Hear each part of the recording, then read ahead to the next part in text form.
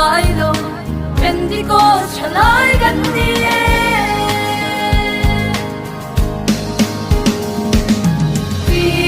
PYD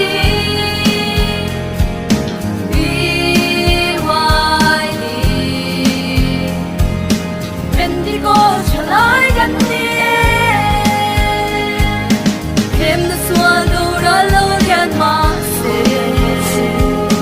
Kay ni song tan PYD reng to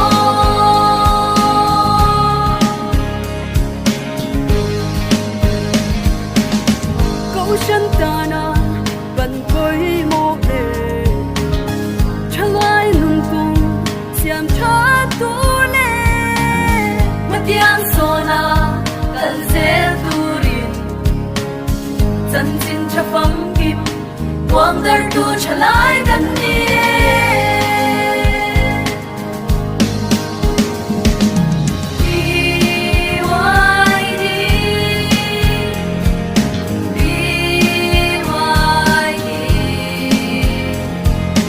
Pentecost chalai gan ni Hem na swalo ra lo rian ma se Kay ni song tan PYD reng to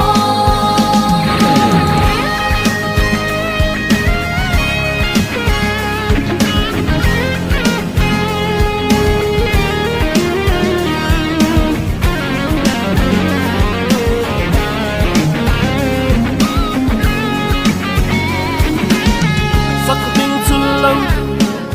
ô PYD cắm xuống sẽ lăng chê đầu phul sẽ là chân tâm là chân chim shil sel turin kan sa mai do lo Pentecost chalai kan ni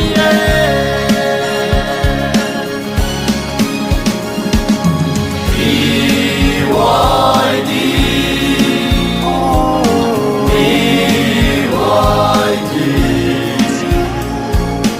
Pentecost chalai kan ni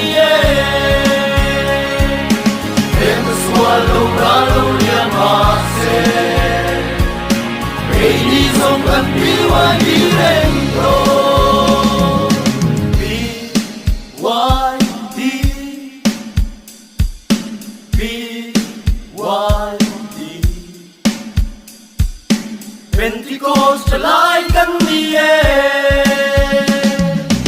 Hem swallow ralo lian ma se Baby song kan PYD reng to